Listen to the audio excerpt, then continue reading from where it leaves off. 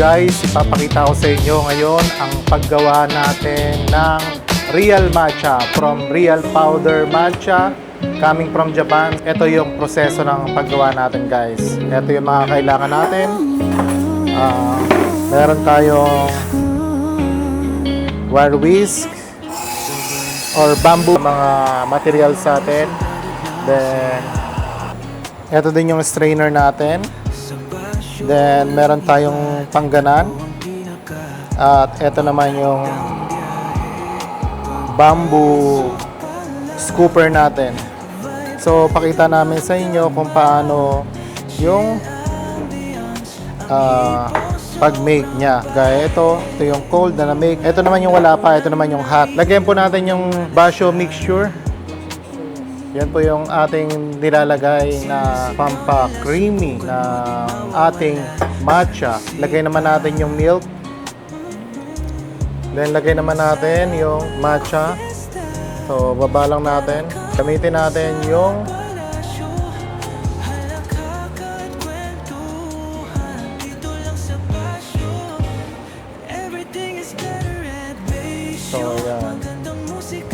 yan yung matcha natin. Ano sila?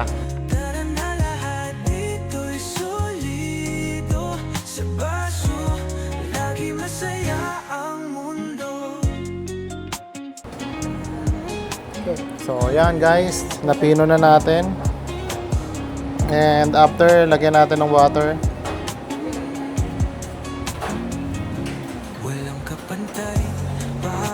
Okay na yan.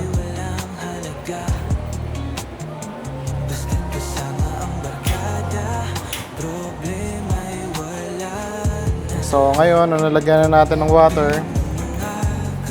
Then mix natin guys.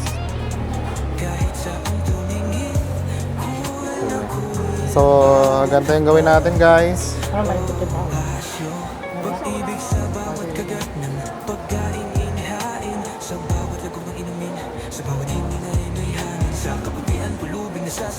So yan yung proseso guys. Then after, dito naman natin siya lalagay. Then now, pour na natin sa milk mixture.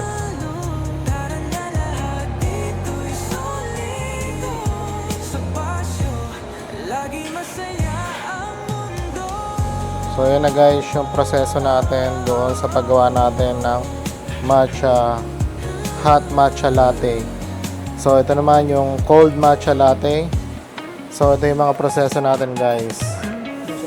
Sa mga naghahanap ng real matcha around Dasmariñas, mag-visit lang kayo dito sa Basho. This is Bas, na dating seaman na nagnegosyo na lang dito sa Pilipinas.